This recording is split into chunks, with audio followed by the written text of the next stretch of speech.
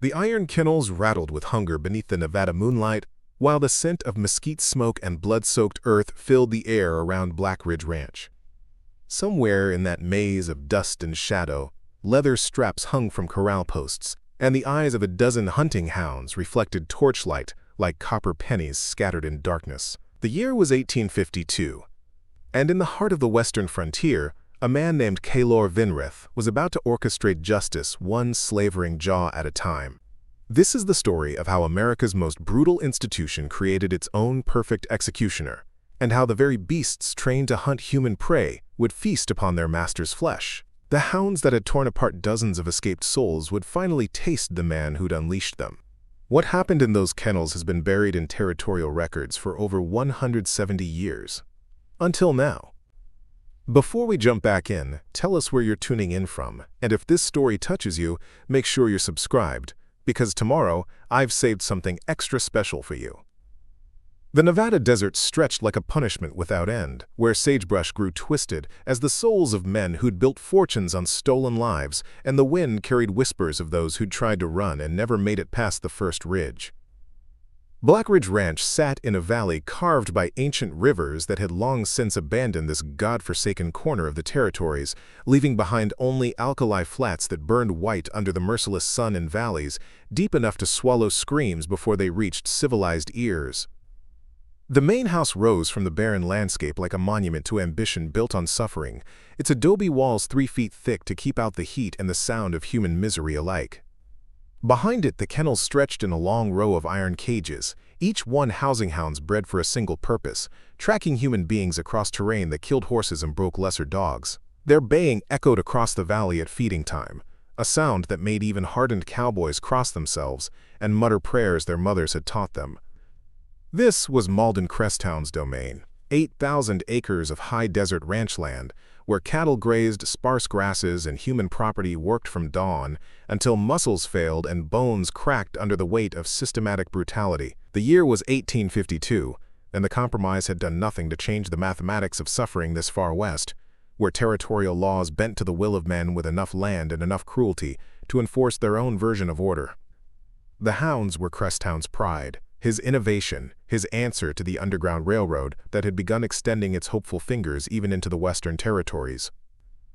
While other ranchers relied on posses and professional trackers, Cresthound had imported bloodhounds from the deep south and crossbred them with wolves captured in the high country, creating animals that combined the tracking instinct of one species with the killing capacity of another. They could follow a scent across 40 miles of desert, through rivers and over rock faces, and when they caught their prey, they didn't merely hold it for their master's arrival. They ended the chase permanently. The iron stakes driven into the hard-packed earth around the kennels told their own stories, rust-colored stains that no amount of Nevada sun could bleach away completely. This was where Cresthound brought captured runaways for what he called educational demonstrations, staking them just beyond the hounds' reach, while he explained to his other enslaved workers the futility of resistance. The hounds would strain against their chains, slavering and snapping, while the captive understood with perfect clarity what failure meant in Malden Cresthound's world. 23 people had run from Blackridge Ranch in the past 5 years. The hounds had caught 22 of them. Only one had made it to the Mormon settlements to the north, and even that success had been luck rather than skill, a flash flood washing away the scent trail just as the pack closed within a mile. Cresthound had taken that failure personally, adding 2 more hounds to his pack and extending their training regimen to include night tracking and hunting in pairs that could cut off escape routes with tactical precision that would have impressed military commanders. But here's what Malden Cresthound had never considered in his meticulous planning and brutal enforcement. The man he'd appointed to care for those hounds, to feed them and train them and maintain their killing edge, was the same man whose family had been torn apart by the very system those beasts enforced. The same man who'd spent 3 years learning every habit, every weakness, every behavioral pattern of both the hounds and their master. The same man who was about to transform instruments of oppression into agents of justice. The late afternoon sun painted the adobe walls the color of dried blood. As Kaelor Vynreth carried the feeding buckets toward the kennels, his shadow stretching long and dark across ground that had drunk more human suffering than rainwater. The hounds recognized his footsteps, their baying shifting from aggressive to anticipatory, tails beginning that automatic wagging that had nothing to do with affection, and everything to do with Pavlovian response to the promise of meat. 12 hounds in total, each one a masterpiece of selective breeding and systematic cruelty, each one capable of running down a human being and tearing them apart with the efficiency of a threshing machine processing wheat. Their names were simple, functional: lead, track, corner, hold, killer 1 through killer 7. Cresttown didn't believe in naming tools with anything that suggested personality or individual worth. They were instruments, nothing more, and instruments needed only functional designation. What Cresttown didn't know, what he couldn't have known, was that Kaelor had renamed them privately, in the language his grandmother had spoken before she'd been sold away from her Acon homeland. Names that meant justice. Names that meant retribution. Names that meant the patience of those who wait for the perfect moment to strike. The hounds responded to these secret names just as readily as their official designations, creating a parallel command structure that existed invisibly beneath the surface of daily routine. The main house door opened, and Malden Cresttown emerged, his frame backlit by lamplight that made him appear larger than his actual 6-foot height, his shadow stretching across the yard like a dark prophecy. He wore his customary black vest over a white shirt that stayed impossibly clean despite the desert dust, his silver watch chain catching the dying light like a noose fashioned from precious metal. Everything about the man spoke of wealth extracted from human suffering, from his hand-tooled leather boots to the ivory-handled pistol he wore on his right hip. "Kaelor," he called out, his voice carrying the casual authority of a man who'd never had a command questioned. "The hounds ready for tomorrow's demonstration?" Tomorrow. The word hung in the dusty air like a death sentence. Another runaway had been caught, a young woman named Orleth, who'd tried to reach the free territories with nothing but determination and a stolen canteen. The hounds had run her down within 18 miles, cornering her in a box canyon where Track and Hold had kept her pinned until Cresttown arrived to claim his property. Now she waited in the punishment shed, and tomorrow Cresttown would use her terror to reinforce his authority over the 70 souls who worked his ranch. "Yes, Master Cresttown," Kaelor replied, his voice carrying none of the rage that burned in his chest like a forge fire that had been building heat for 3 years. "The hounds are hungry and eager. They'll perform well for your demonstration." The word demonstration was Cresttown's preferred euphemism for public torture, his way of making systematic cruelty sound like educational theater. But Kaelor had learned that in the mathematics of oppression, every euphemism was a lie waiting to be exposed. Every performance of authority concealed weakness that patience could exploit. Cresttown nodded, satisfied, and returned to his house where his dinner waited, prepared by hands that trembled with suppressed fury and seasoned with the bitter herbs of compliance. The man ate well every night, slept soundly in his feather bed, and woke each morning certain of his place in a world that bent to his will through the simple application of systematic violence. What he didn't know, what he couldn't have known, was that the very certainty he felt was the trap closing around him. The routine he trusted was the noose tightening with each predictable action, and the hounds he relied upon to enforce his dominion were being trained for a different kind of hunt entirely. The mathematics were simple, elegant in their terrible beauty. Malden Cresttown had created the perfect instruments of his own destruction and handed them to the very men who had every reason to use them. Blackridge Ranch sprawled across the high desert like an empire built on sand and suffering, where the Humboldt River's western branch provided just enough water to sustain cattle, crops, and the systematic exploitation of human beings who had no choice but to make the desert bloom or face consequences that made death seem merciful by comparison. The ranch had been established in 1847 by Malden Cresttown's father, a Virginia planter who'd recognized that westward expansion created opportunities for men willing to ignore inconvenient questions about how territories might eventually align on the slavery question. The elder Cresttown had been right about one thing. This far from federal oversight, in territories that existed in legal limbo between Mexican land grants and American territorial organization, a man with enough capital and enough ruthlessness could build whatever world he chose. When he died in 1850, trampled by a stallion that had finally tired of his spurs, his son Malden had inherited not just land and livestock, but an entire philosophy of dominion that recognized no authority higher than property rights, and no morality deeper than profit margins. Preparing and narrating this story took us a lot of time, so if you are enjoying it, subscribe to our channel. It means a lot to us. Now back to the story. Malden had expanded his father's operation with the zeal of a true believer, increasing the enslaved population from 40 to 70 souls, expanding the ranch's boundaries to encompass precious water rights that gave him leverage over smaller homesteaders, and innovating methods of control that would have impressed the most brutal overseers in the Deep South. But his crowning achievement, his particular genius for systematic cruelty, was the Hound program. The idea had come to him during a visit to his cousin's plantation in Mississippi, where bloodhounds were used to track runaways through swampland that human trackers couldn't navigate. But Malden had recognized a fundamental limitation in the Southern approach.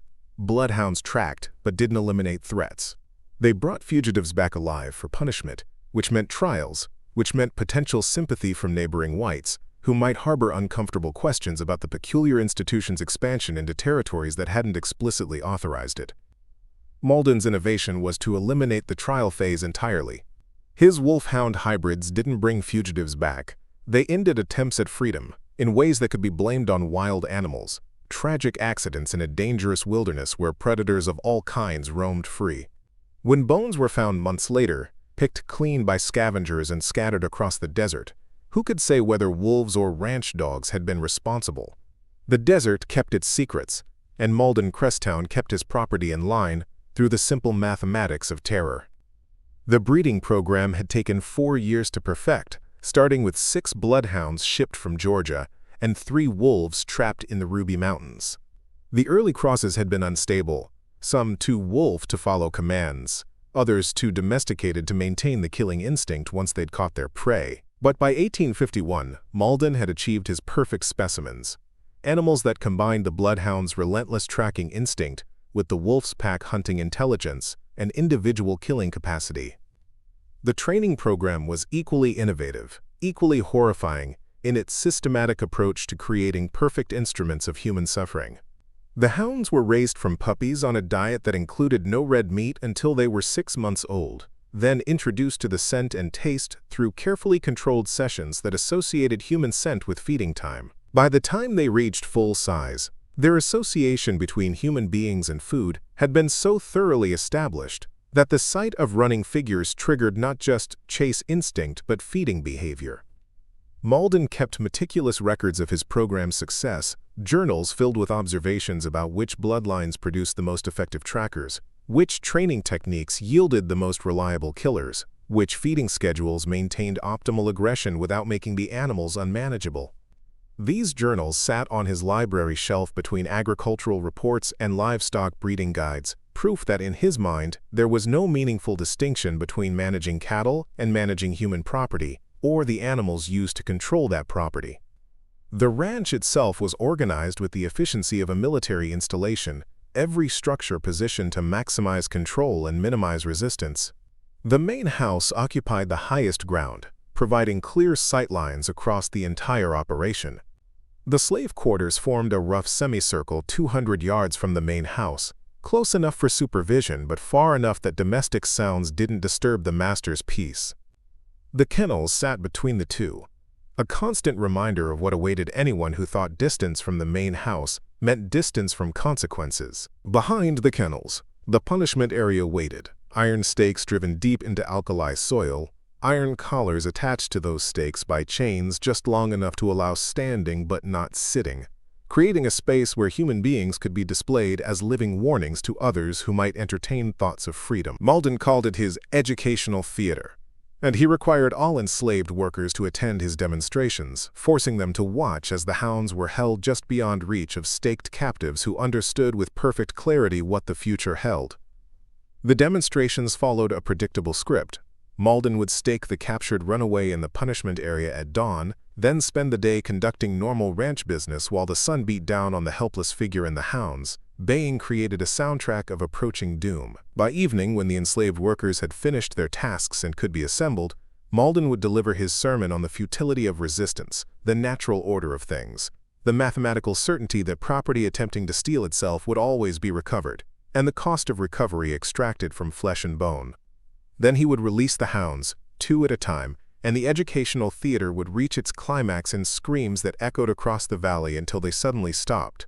The bodies, what remained of them, would be buried in unmarked graves on the far edge of the property, where alkali soil and desert scavengers ensured that within weeks, nothing remained but bones that could belong to anyone or anything.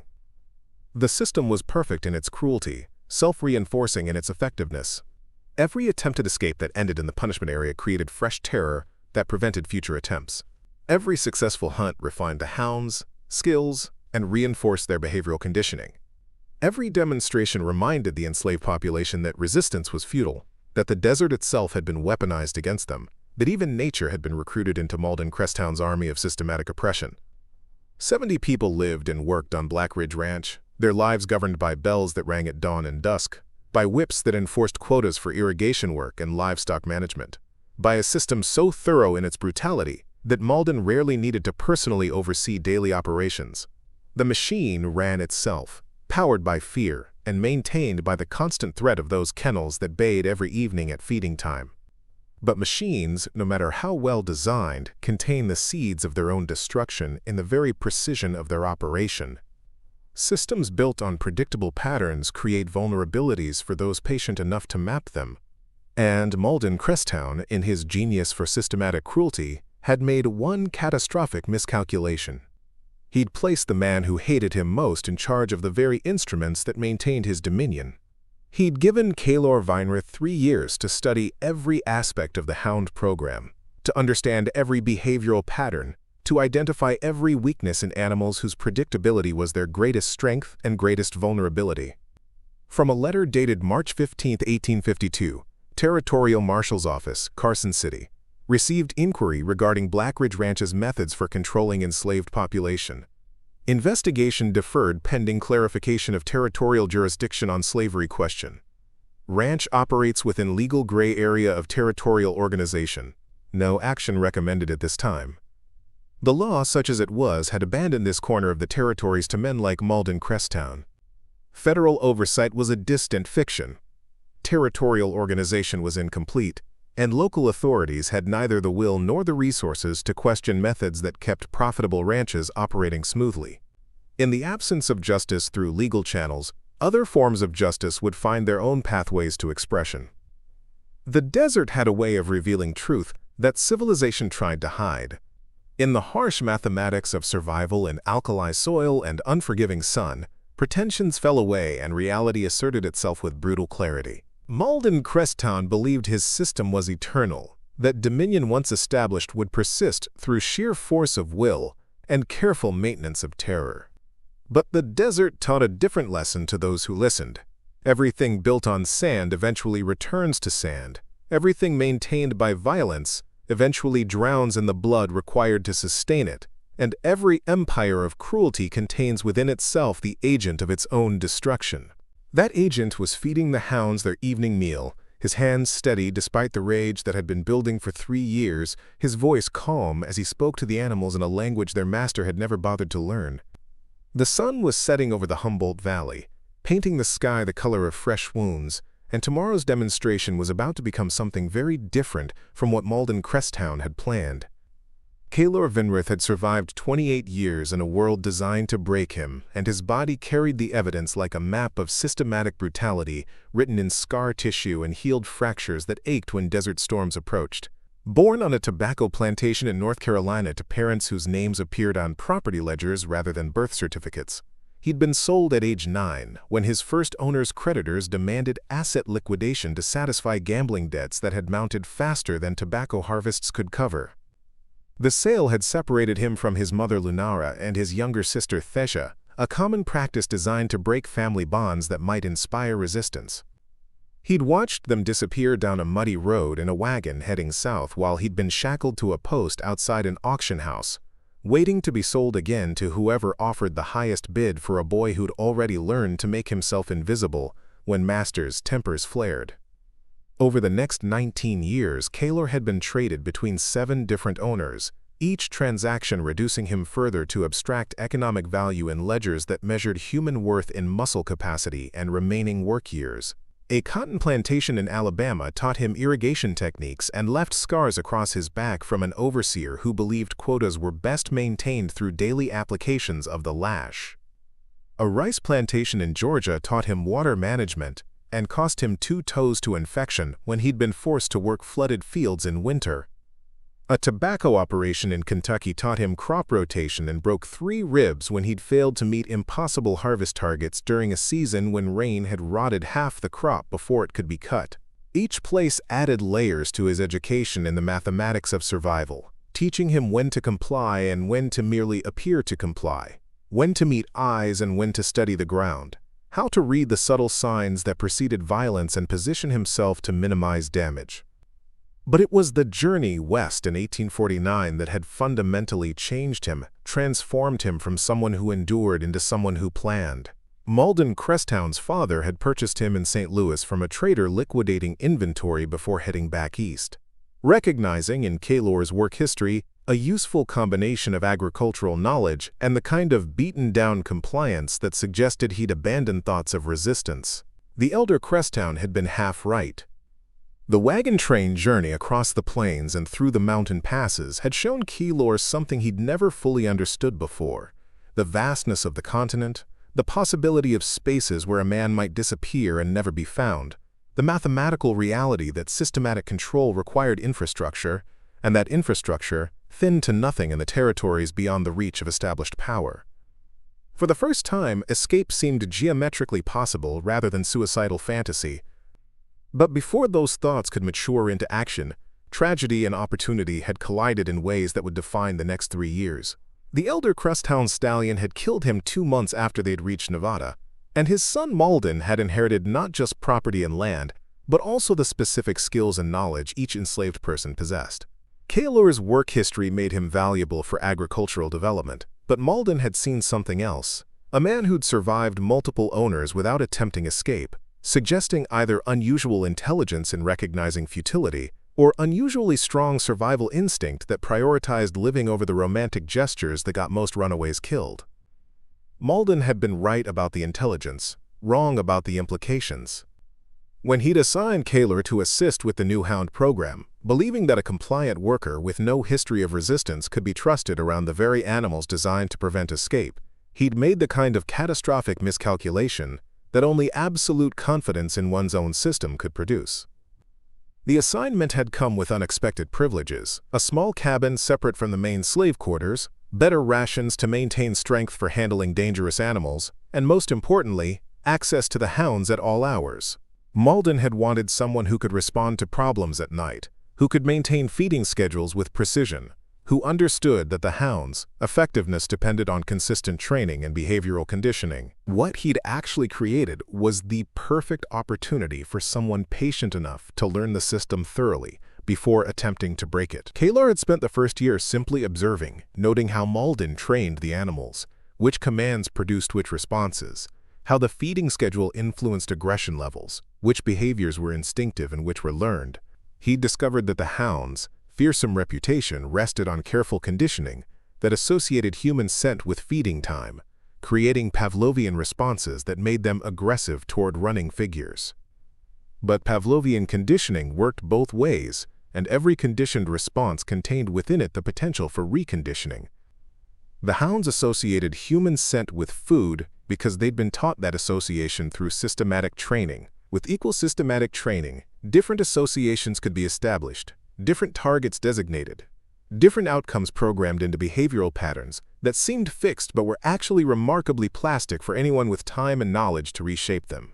The second year had been dedicated to building trust with the animals, establishing himself as the primary source of food and positive reinforcement, gradually becoming more important to their daily experience than Malden himself.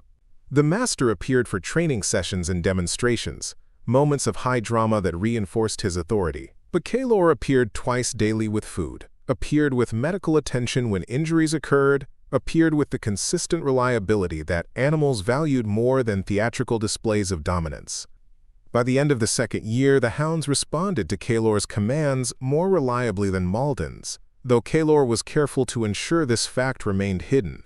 In his master's presence, he maintained the appearance of struggling slightly with the animals, requiring Malden's intervention to establish control. This performance served dual purposes. It preserved Malden's ego and his belief in his own superiority, while simultaneously providing cover for the depth of Kaelor's actual control over animals that were supposedly only manageable by their master's genius. The third year had been dedicated to the specific training that would transform instruments of oppression into agents of justice. Working late at night when the ranch slept and only the hounds were awake to witness, Kaelor had begun reconditioning behavioral patterns, introducing new associations, teaching new commands in the Akan language his grandmother had spoken, creating a parallel control system that existed invisibly alongside Malden's official training program. The hounds learned that the words Malden spoke meant one thing, but the words Kaelor spoke in his grandmother's language meant something else entirely. They learned that human scent could mean different things depending on context, that not all running figures were prey, that different tones of voice triggered different behavioral subroutines. Most importantly, they learned that the feeding behavior they'd been conditioned to associate with escaped slaves could be redirected to other targets through careful manipulation of scent association and behavioral cueing. Kaelor had studied Malden with the same systematic attention he'd applied to the hounds, noting patterns of behavior, mapping predictable routines, identifying moments of vulnerability that absolute confidence in one's own system inevitably created. The master believed himself perfectly safe in his domain, protected by animals whose loyalty seemed absolute and workers whose compliance appeared complete.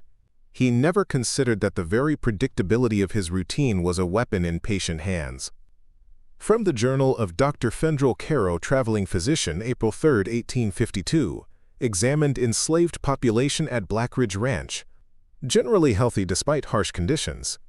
Notable exception, worker Kaelor shows signs of old injuries but remarkable resilience.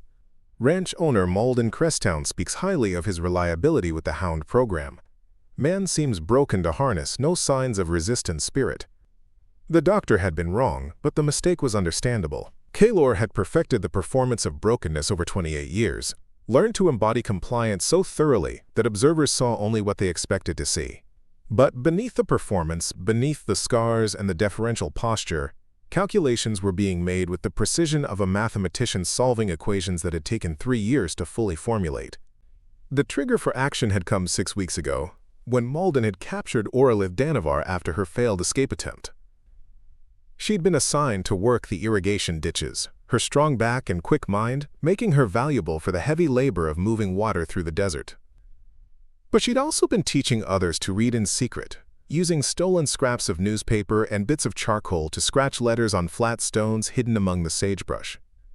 Malden had discovered her school, and his response had been characteristically brutal. He'd sold her students south to cotton plantations where literacy was even more strictly prohibited, then announced that Orelith herself would serve as the next demonstration of what happened when property attempted to think beyond its station. The scheduled demonstration was set for tomorrow, and everyone on the ranch understood what that meant. But tomorrow's demonstration was going to follow a very different script than Malden Cresttown had planned. The hounds were ready, their reconditioning complete. The trap was set, its mechanisms tested and refined over 3 years of patient preparation. And the mathematics of justice were about to resolve in ways that would transform hunter into prey, master into meal, and instruments of systematic oppression into agents of reciprocal brutality.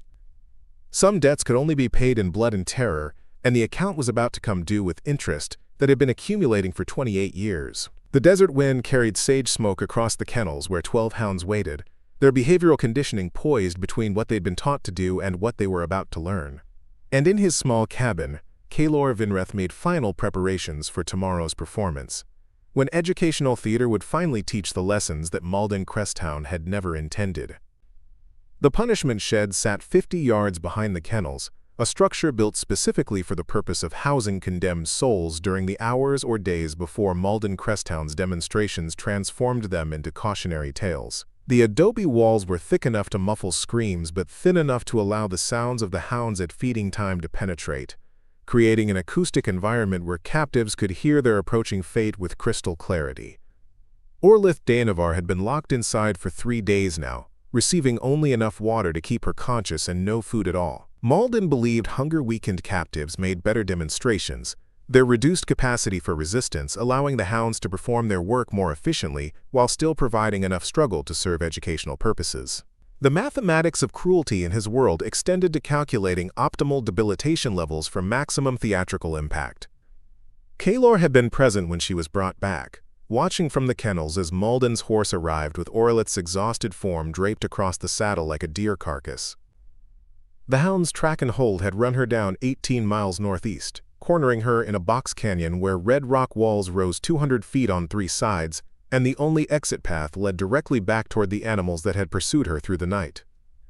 She'd climbed as high as the rock face allowed, perhaps 30 feet up a crack system that offered handholds but ultimately led nowhere, and waited there for 14 hours until thirst and exhaustion forced her descent into the teeth of dogs trained to associate her scent with feeding time. The hounds hadn't killed her, they'd been trained not to, conditioned to corner and hold until their master arrived to claim his property. But they'd done enough damage, her legs torn and bleeding from warning bites, her hands shredded from the desperate rock climbing that had bought her half a day of borrowed survival. Malden had been pleased with their performance, praising track and hold with strips of dried beef while Orlith lay in the dust, trying to remember how to breathe around the pain radiating from a dozen wounds. But here's what had transformed planning into action, what had moved Kaelor from patient observation to immediate execution. As Malden had dismounted to survey his recovered property, he'd noticed the small cloth bundle tied to Orlith's waist. Inside were the teaching materials she'd carried, scraps of newspaper and bits of charcoal, the tools she'd used to commit the crime of attempting to liberate minds alongside bodies. Malden had held up the bundle like a prosecutor displaying evidence, his voice carrying across the yard to where enslaved workers had been assembled to witness the capture. "Look at this. Look at what your teacher was carrying, words, letters, ideas above your station." He'd thrown the bundle into the irrigation ditch where water dissolved paper and scattered charcoal into meaningless fragments. This is what happens when property forgets its place. This is why demonstrations are necessary. Then he'd reached into his vest pocket and withdrawn another bundle, this one, more carefully preserved, wrapped in oilcloth against the desert environment. He'd unfolded it slowly, theatrically, revealing pages covered in careful handwriting, pages that Kaelor recognized immediately because he'd seen them being written, had watched Orlith labor over them by moonlight after exhausting days in the irrigation ditches. They were letters, dozens of them, addressed to the territorial legislature, to the marshal's office in Carson City, to newspaper editors in Sacramento and San Francisco. Each one documented specific abuses on Blackridge Ranch, named names, described the Hound program in detail that would make prosecution possible if territorial authorities ever chose to act. Each one represented hours of dangerous work, stolen moments when Orlith had recorded truth that Malden Cresttown needed to keep buried in desert soil. "Do you know what this is?" Malden had asked the assembled workers, his voice rich with theatrical outrage. "This is betrayal documented. This is property attempting to steal not just itself, but the entire order that gives your lives meaning." He'd lit the pages one by one, watching them curl and blacken in the Nevada sun. "Words burn just like flesh. Tomorrow you'll see both lessons demonstrated." The assembled workers had been forced to watch the papers burn, forced to understand that even documented truth could be erased when power controlled both the matches and the narrative. But Kaelor had seen something else in that moment, something that shifted his careful planning from eventual action to immediate necessity.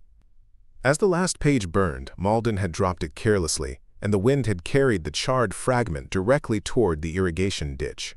For just a moment, before water dissolved the ash, Kaelor had seen a name written in Orlith's careful script, Kaelor Vynreth, his mother, whose fate he'd been trying to trace for 19 years.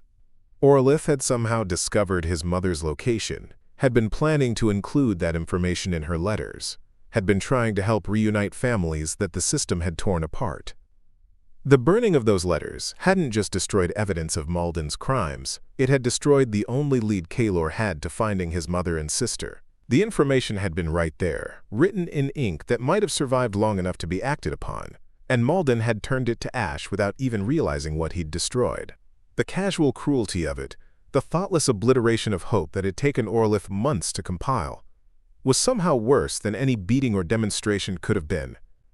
Where are you watching this story unfold right now? What time is it in your part of the world?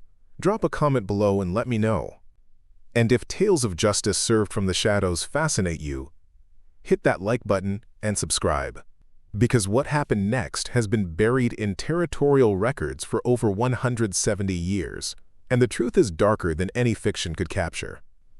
That night, Kaelor had stood in the darkness between his cabin and the kennels, listening to the hounds shift restlessly in their enclosures while Orlith's muffled sobs carried from the punishment shed on the desert wind. The sound wasn't just suffering, it was the death of possibility, the end of hope that knowledge could overcome brutality, that documentation could create accountability, that words on paper might weigh more than whips and hounds in the scales of territorial justice.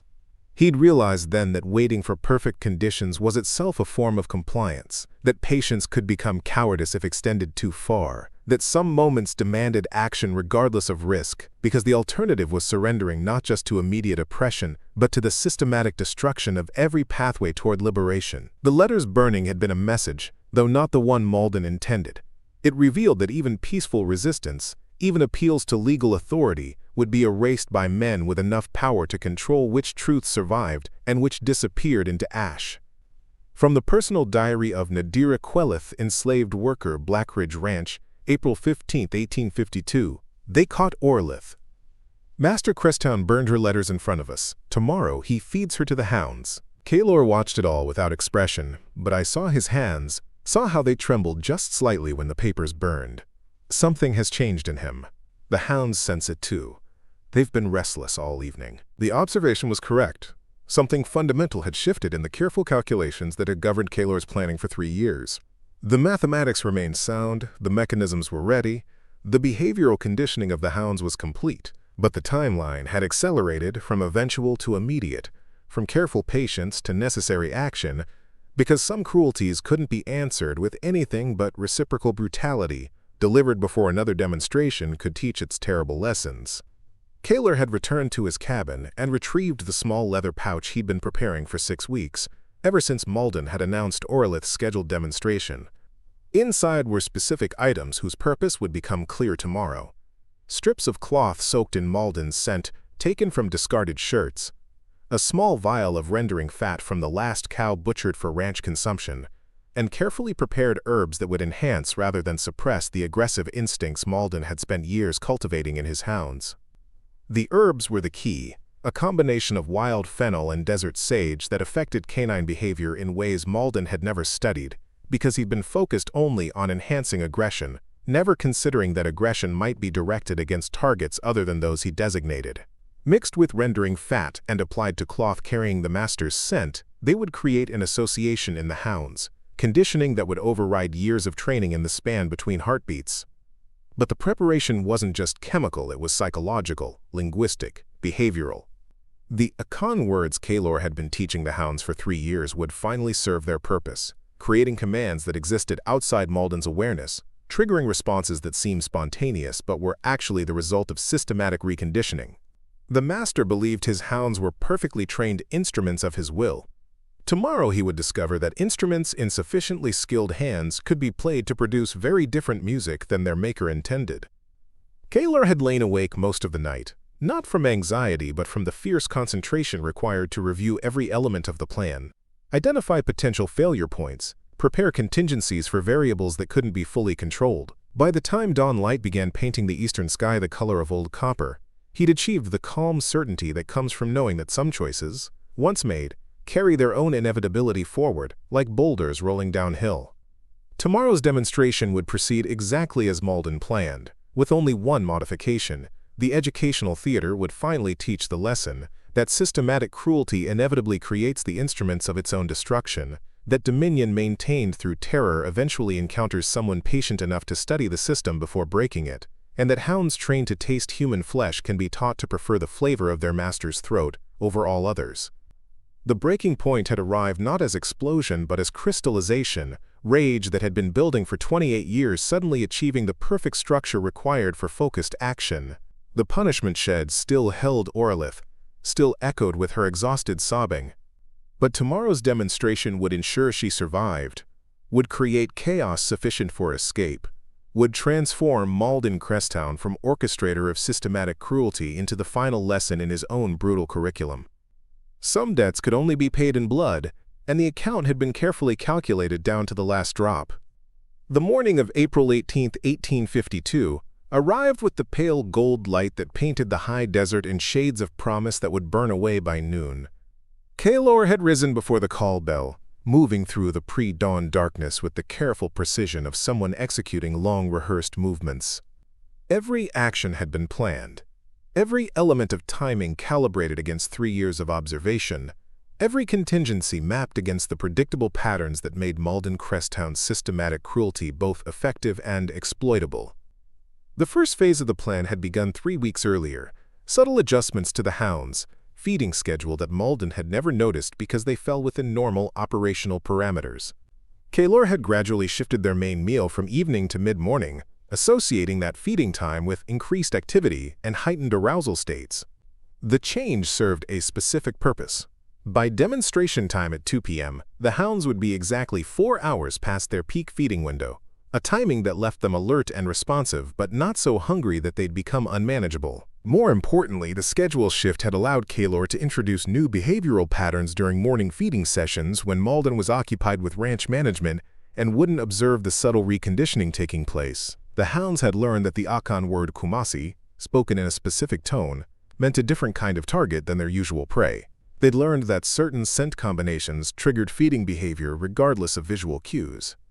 They'd learned that pack hierarchy could be temporarily suspended when the secret command ASASE released them from their trained inhibitions against attacking upward in the social structure that included their master. The second phase had involved mapping Malden's demonstration routine with mathematical precision. Over the past year, Kaelor had observed 11 demonstrations, noting exact timings, positioning, movements, verbal patterns. Malden's theatrical nature made him predictable, his need for dramatic impact creating a rigid structure that varied only in details while maintaining consistent core elements. The demonstrations always began at 2 p.m. when the sun's heat was most oppressive and enslaved workers were most exhausted from morning labor, maximizing the impact of forced witnessing. Malden would position himself on the small raised platform he'd built specifically for this purpose, 20 feet from the punishment stakes where the condemned person would be restrained. He'd deliver his sermon on order and obedience, taking between 8 and 12 minutes depending on how much he enjoyed his own rhetoric that particular day. Then would come the procedural elements, releasing the condemned from the punishment shed, securing them to the iron stakes, ensuring the assembled workers had clear sightlines to the educational theater about to unfold. These steps took approximately 6 minutes and followed an invariable sequence that Malden believed necessary for maximum psychological impact. During this phase, he'd move among the workers, ensuring attention, threatening consequences for those who looked away, performing dominance through proximity and implied violence. Finally, the climax, Malden would return to his platform, signal Kaelor to bring the Hounds, and deliver the release command that began the actual attack. The timing between signal and release was always exactly 90 seconds, theatrical pause designed to build tension. The Hounds would be held at a specific distance, 30 feet from the stakes, close enough for the condemned to see them clearly, far enough to prevent premature engagement. It was this procedural rigidity, this theatrical precision that created the vulnerability Kaelor had been preparing to exploit. Every predictable element was a thread in a web that could be cut at the right moment. Every fixed timing was an opportunity for intervention invisible to someone who believed himself in complete control. The third phase involved the specific preparation of materials that would transform Malden's Hounds from his instruments to agents of justice. The cloth strips Kaelor had been collecting weren't randomly chosen. They came from Malden's personal laundry, taken during the weekly washing that Kaelor supervised. Each strip carried concentrated scent profile of sweat, skin oils, and the specific cologne Malden imported from San Francisco at considerable expense. The master had never considered that his own vanity, his insistence on distinguishing himself through scent as well as status, was creating an olfactory signature that could be isolated and weaponized. The rendering fat served as a carrier medium, a base that would hold scent molecules and release them slowly when warmed by sun exposure. But it was the herbs that transformed simple scent association into something more powerful. Wild fennel, harvested from the creek beds where spring runoff created brief windows of growth, contained compounds that affected canine behavior through mechanisms that frontier science barely understood. Mixed with desert sage and a third ingredient Kaelor had learned from watching coyotes eat specific plants before hunts, the combination created an enhancement of aggressive instinct without the loss of control that would make the hounds useless for his purposes. The mixture had been tested carefully over the past 6 weeks using portions of the ranch's cattle that died from natural causes. Kaelor had observed how the scent-fat-herb combination affected the hounds' behavior, noting that it created focused aggression rather than general frenzy. Animals treated with the mixture became singular targets of intense predatory interest, while other potential targets were ignored completely. The conditioning worked because it amplified existing behavioral patterns rather than introducing entirely new ones, making it invisible to casual observation while fundamentally redirecting the target acquisition phase of the hunt response. From a ranch supply ledger dated March 30, 1852. Note from foreman: hound feed consumption increased slightly this month. Kaelor reports enhanced training regimen to improve demonstration performance. Approved additional meat allocation. Master Cresttown pleased with program progress.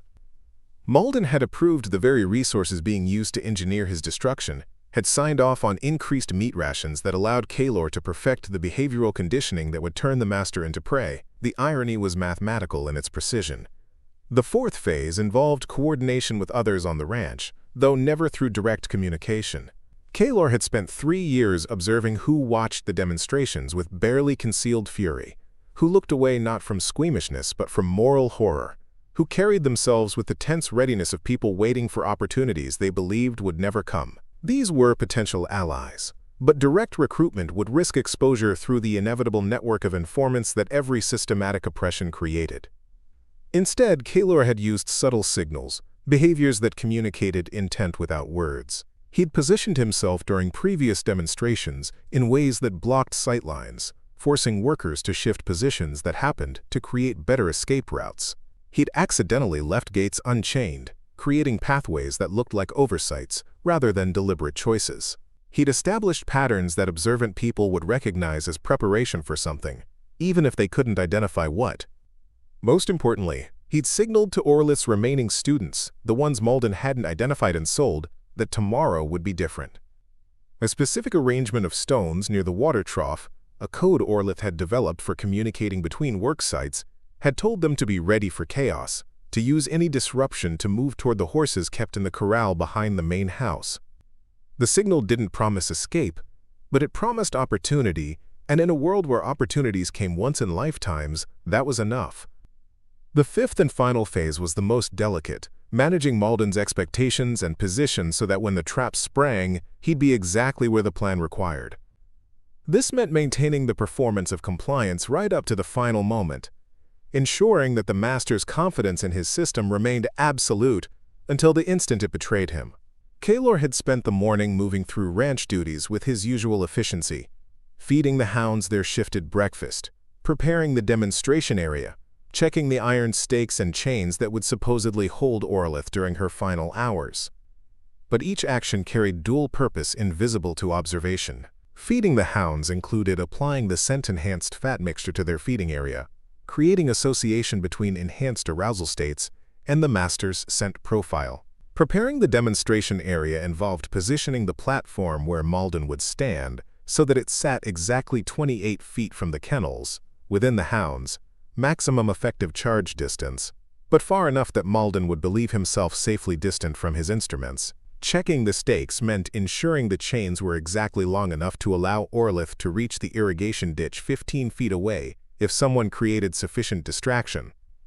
From the Journal of Ranch Foreman Vorik Tenvale, April 18, 1852, everything prepared for this afternoon's demonstration. Hounds in perfect condition. Kaelor reports optimal readiness. Master Cresttown, in excellent spirits, anticipates this will be most effective lesson yet. Weather clear, all workers accounted for. Expect proceedings to conclude by 3 p.m. as usual. The foreman's confidence was justified by pattern, by history, by the seemingly perfect functioning of a system that had never failed in 5 years of operation. What he couldn't see, what none of them could see except Kaelor, was how many elements that appeared normal were actually positioned for catastrophic cascade failure. The trap was elegant in its simplicity. Malden would follow his usual routine, positioning himself on the platform to deliver his sermon while workers were assembled in their usual positions. He'd signal for the hounds to be brought forward, expecting Kaelor to hold them at the designated 30-foot distance. But the signal itself would trigger the sequence of events that would transform educational theater into something very different. Instead of holding the hounds at distance, Kaelor would release them with the Akan command Kumasi that 3 years of secret conditioning had taught them meant a different target than the one staked for demonstration. The scent-enhanced fat they'd encountered during morning feeding would have primed their olfactory systems to key on Malden's specific scent profile, overriding years of training that identified staked captives as appropriate prey. The herbal enhancement would focus their aggressive instinct into singular determination rather than diffuse pack frenzy. Most critically, the release command would be followed immediately by ASASE, the word that suspended trained inhibitions about attacking upward in social hierarchy. For 3 years, Kaelor had been conditioning this response during late-night sessions when the ranch slept, and only the stars witnessed the reconditioning of instruments meant for oppression into agents of reciprocal justice. The hounds would ignore Orlith completely, their behavioral programming redirected by scent association and linguistic cueing that existed outside Malden's awareness. They'd charge directly toward the platform where the master stood, his elevated position making him the most prominent target once their conditioning designated him as prey. The 28-foot distance would be covered in less than 3 seconds by animals that could run down humans across 40 miles of desert, giving Malden no time to reach his rifle, no time to understand what was happening, barely time to recognize betrayal before teeth found throat. But the plan went deeper than simple execution.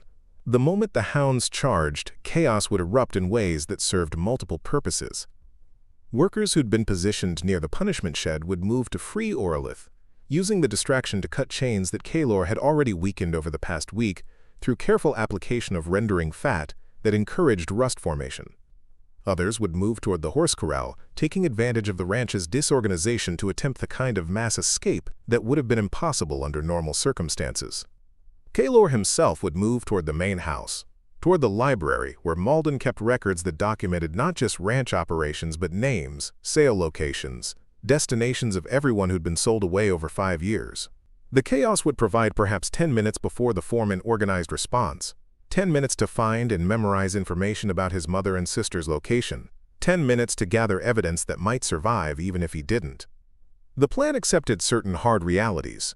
Some attempting escape would be recaptured, some would die in the attempt, and Kaelor himself would likely be killed either immediately or after trial in Carson City, where territorial authorities would make an example of someone who'd murdered a white rancher regardless of circumstance. But some would make it to Mormon settlements or California, and they'd carry with them the knowledge that systematic cruelty could be answered, that instruments of oppression could be reprogrammed, that patience and intelligence could achieve what spontaneous rebellion could not. From a letter never sent, written by Kaelor Vynreth the night before, hidden in his cabin's foundation, if anyone finds this, know that what happens tomorrow was 3 years in making. Not impulse, not rage, but mathematics solved in behavioral conditioning and patient observation. The system believes itself perfect, and perfection is brittle. It breaks precisely because it cannot bend. My mother is Lunara, my sister is Thesia. If they survive, tell them I remembered. Tell them that even instruments can choose their targets if given enough time to learn. The sun climbed toward noon, and across the ranch final preparations continued under the guise of normal routine. Malden Cresttown reviewed his sermon notes, pleased with his rhetorical flourishes. Vorik Tenville inspected the assembly area, satisfied that everything met specifications, and in the kennels, 12 hounds waited with the coiled readiness of predators whose conditioning was about to resolve in ways their master had never intended. The master plan was complete, every element positioned, every contingency addressed within the limits of what could be controlled. What couldn't be controlled was whether justice would feel like victory when it arrived at the cost of lives that systematic oppression had already marked for destruction. Some mathematics solved to answers that tasted like ash, even when the equations balanced perfectly. But in a world where demonstrations of dominance happened every few weeks, where human beings were reduced to educational props in theaters of cruelty, even ash tasted better than the endless diet of submission that systematic oppression required. The breaking point had arrived, the plan was ready, and tomorrow's demonstration would teach lessons about reciprocal justice that Malden Cresttown had never intended, but richly deserved.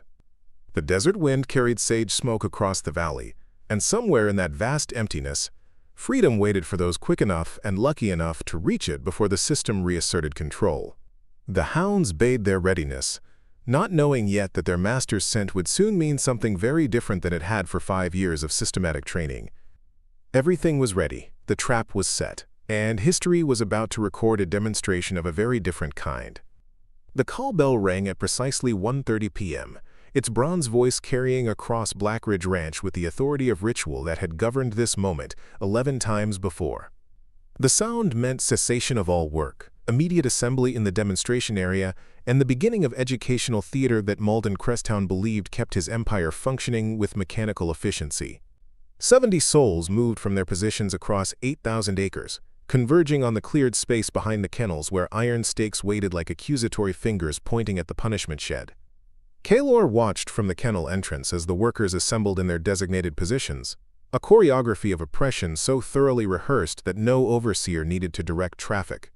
The field hands formed the back rows, their sun-darkened faces carefully arranged in expressions of attention that revealed nothing.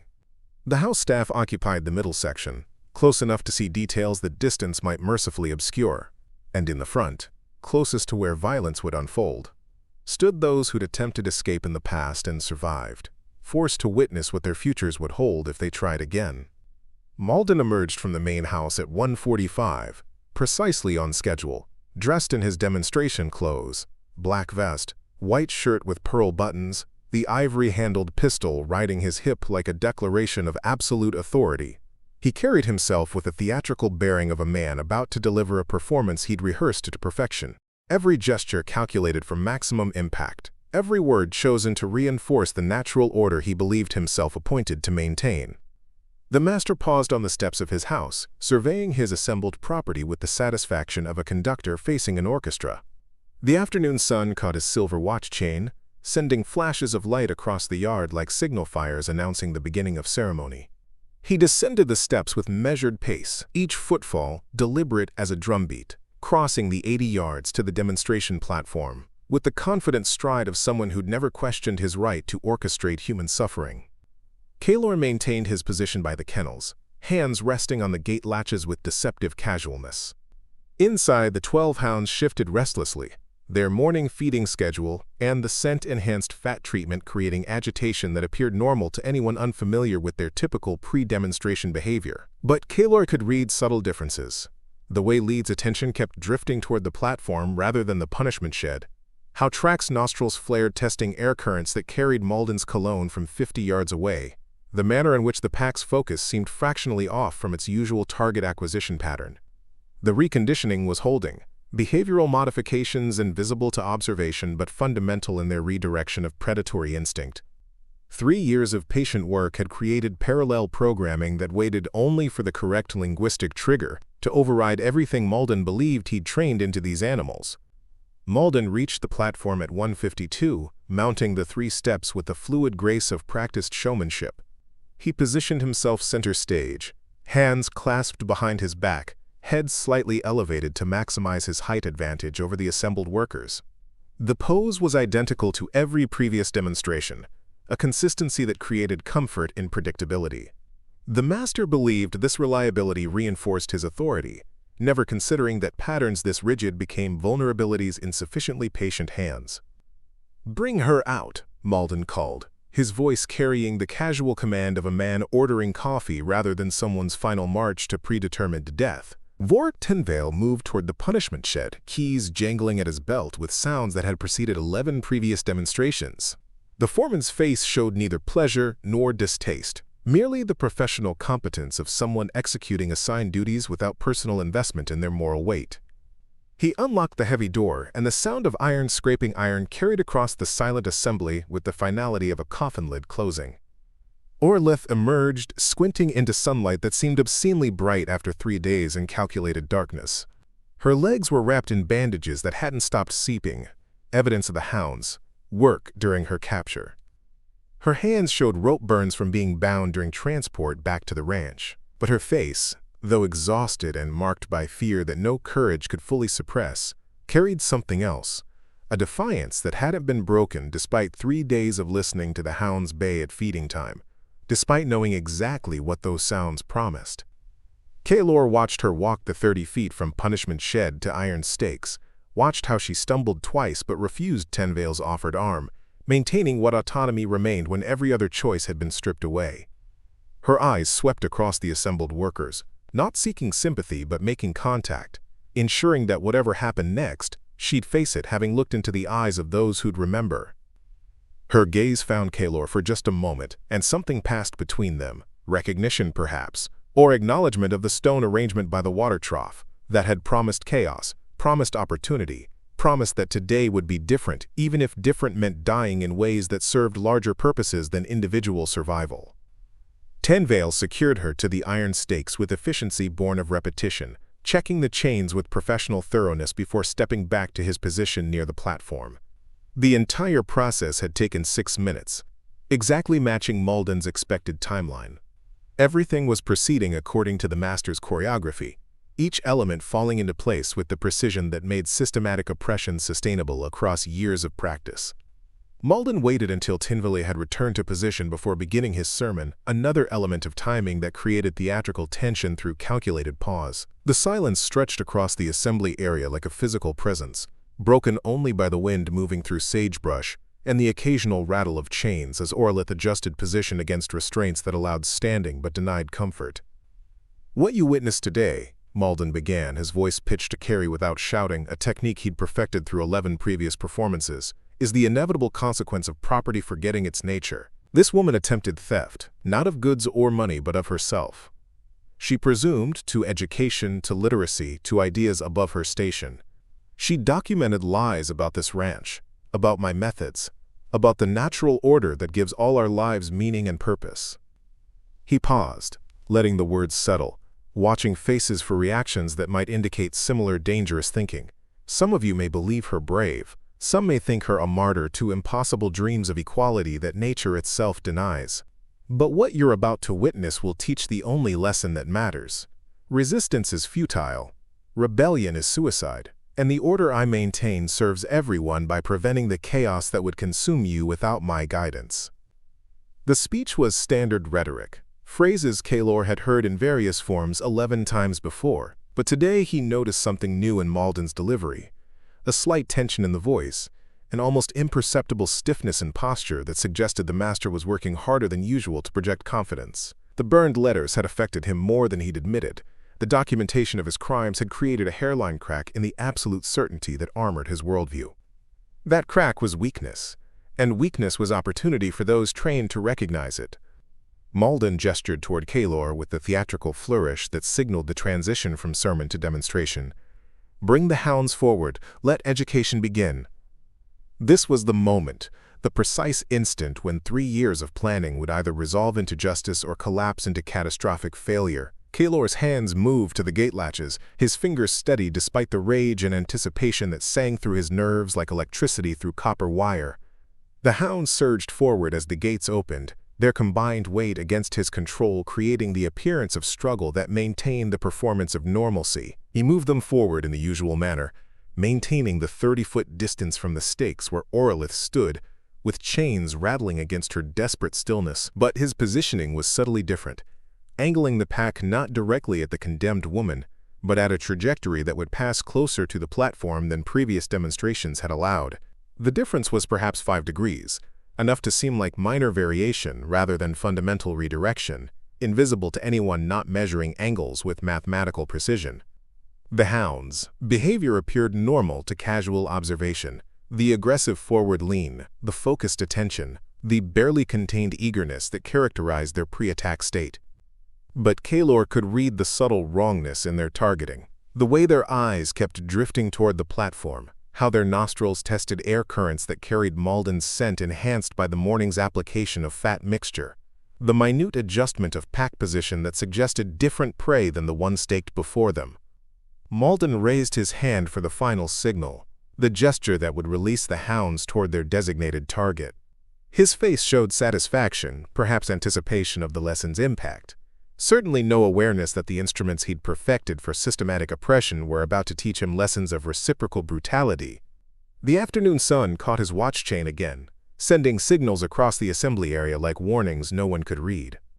"Release," Malden commanded, his voice carrying the absolute authority of someone who'd never had such commands disobeyed.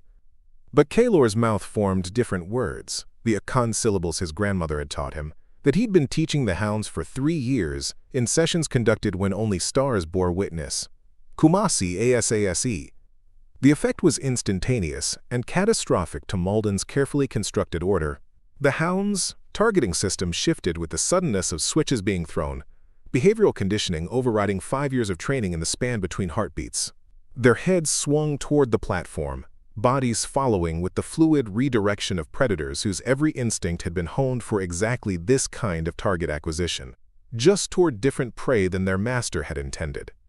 Lead hit the platform first, 90 pounds of muscle and teeth traveling at 35 miles per hour, the impact sound like a tree trunk striking adobe walls.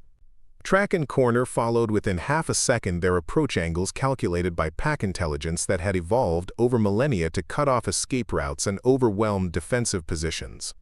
The remaining 9 hounds spread in a pattern that would have seemed random to untrained observers but was actually textbook pack hunting strategy, each animal filling a specific role in bringing down prey too large for individual effort. Malden's expression transformed through several states. Confusion as the hounds charged toward him rather than their designated target, recognition as teeth found flesh, and finally understanding as the instruments he perfected for oppression revealed their reprogramming through the simple application of sustained intelligence to behavioral conditioning. His mouth opened, perhaps for commands, perhaps for screams, but sound was lost in the chaos of snarling animals and the terrible efficiency of predators finally unleashed against the architect of their creation.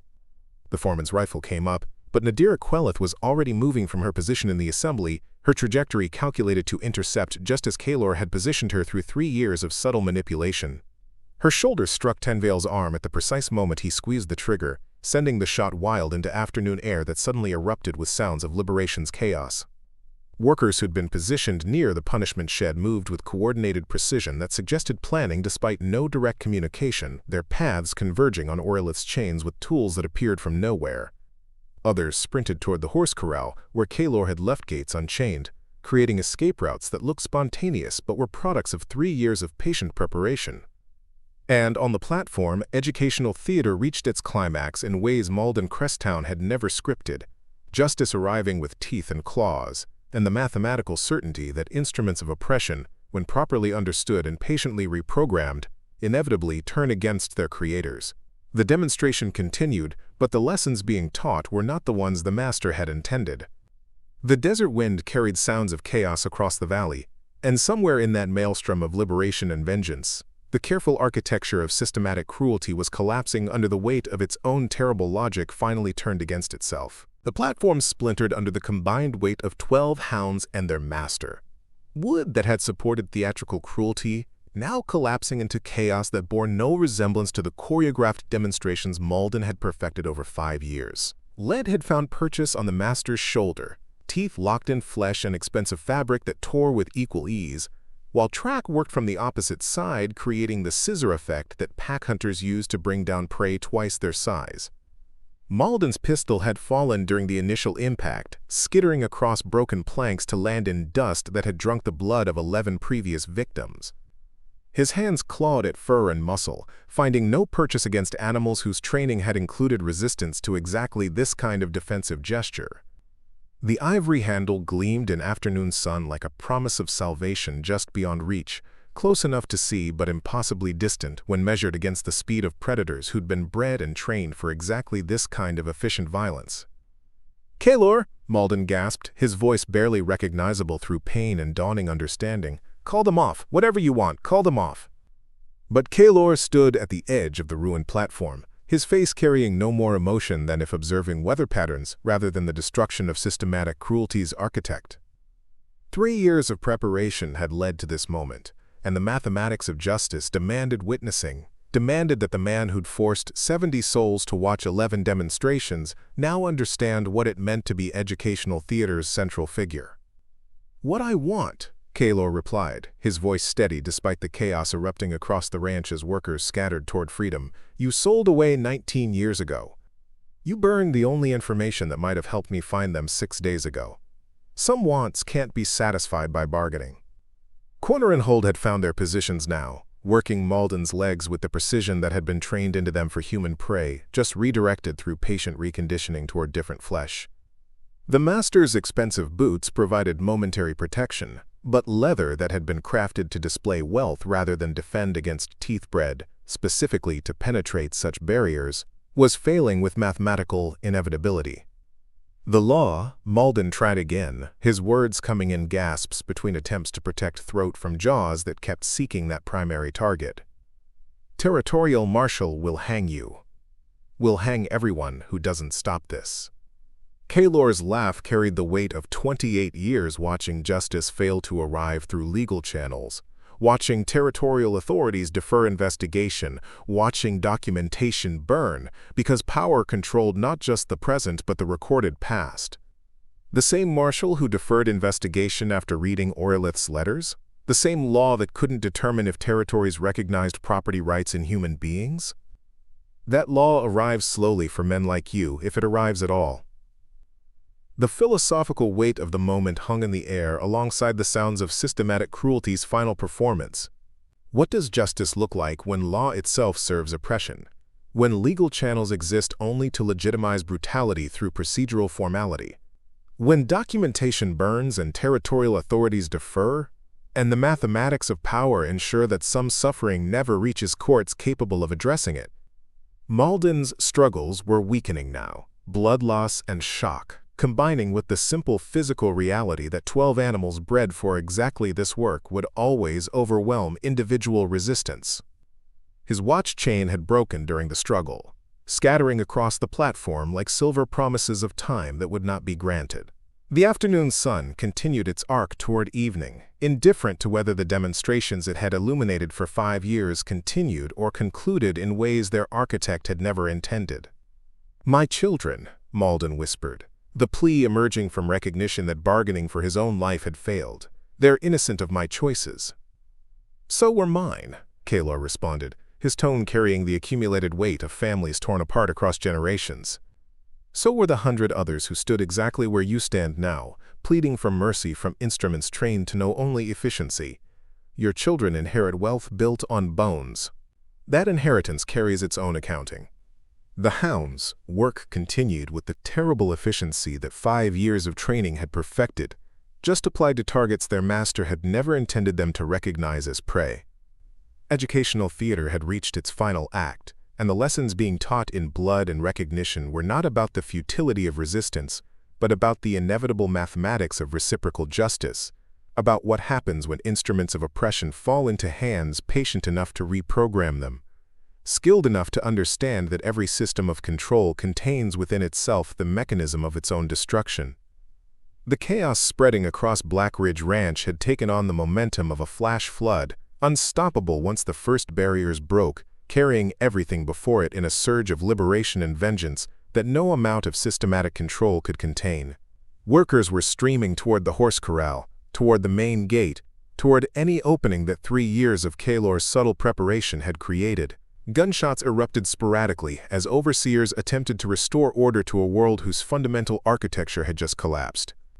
But it was a different sound that cut through the pandemonium, a sound that froze Kaelor's blood despite the desert heat, a young voice high and terrified, calling out from the direction of the main house. "Papa, Papa, where are you?" Kaelor's head snapped toward the sound, and his heart seized in his chest. 2 figures had emerged from the main house.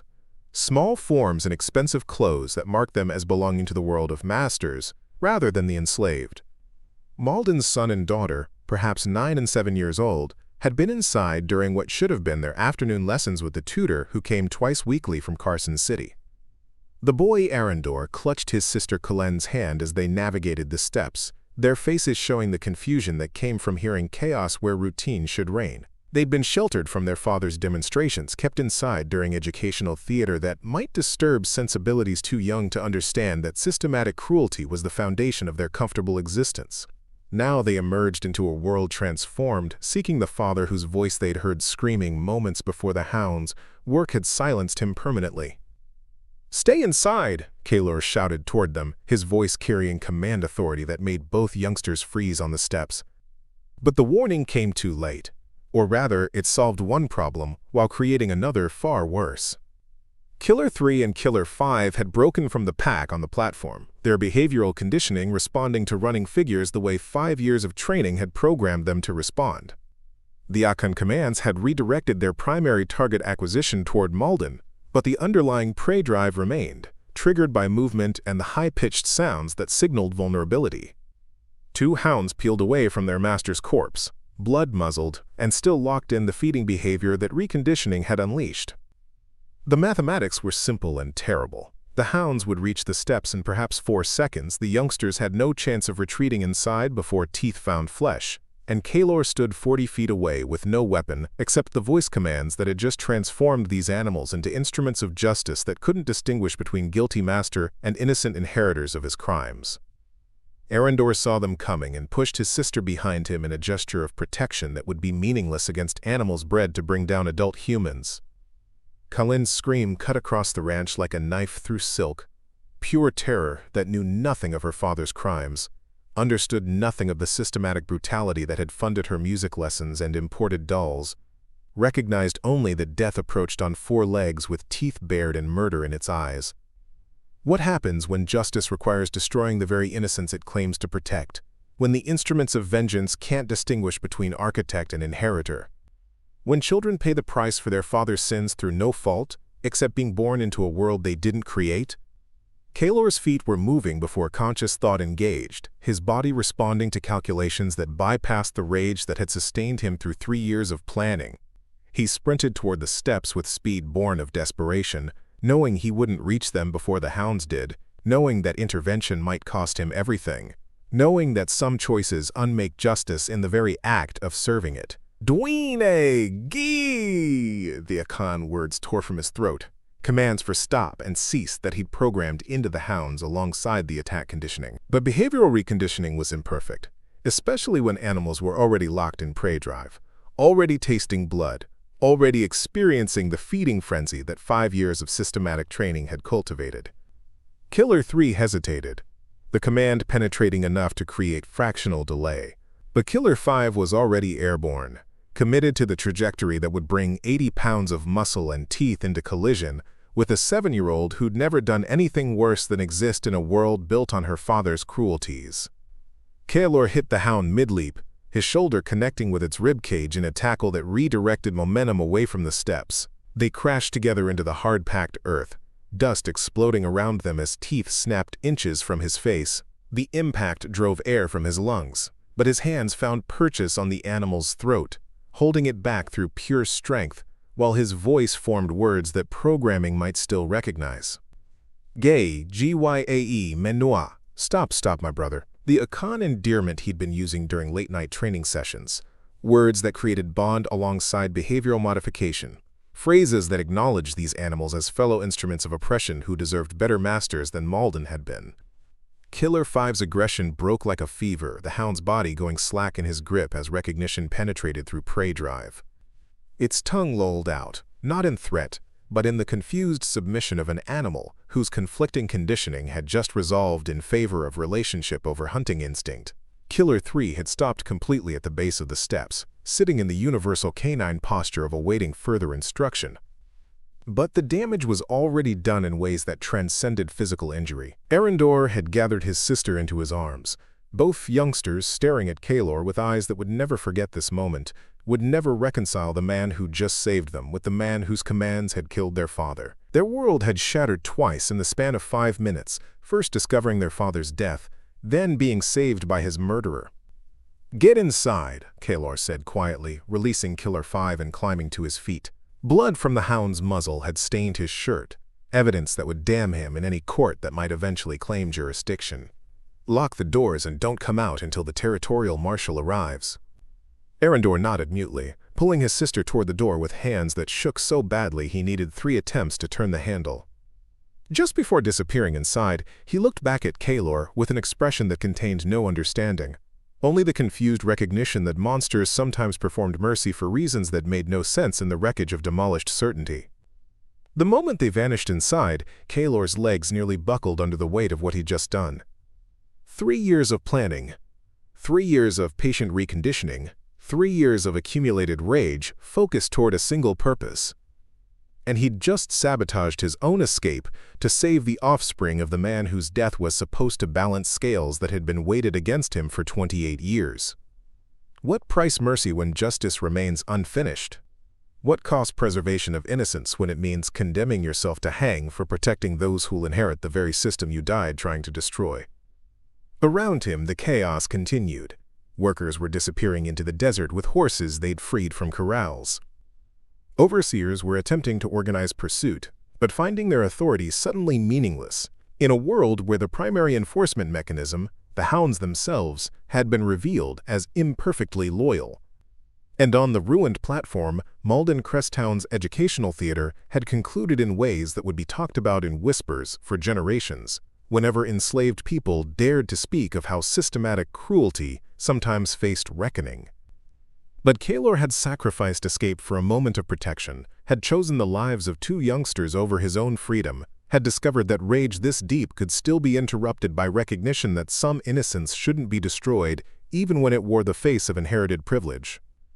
The mathematics of justice had collided with the mathematics of mercy, and the equation had resolved in ways that left him standing in the wreckage of both completed vengeance and abandoned liberation. From the steps of the main house, through a window, he could see Arendor holding his sister, both youngsters crying in the specific way that comes from understanding that the world they knew had ended, and whatever came next would be built on the ruins of demolished certainty. They were orphans now, inheritors of blood money and systematic cruelty, saved by the very man who'd engineered their orphaning.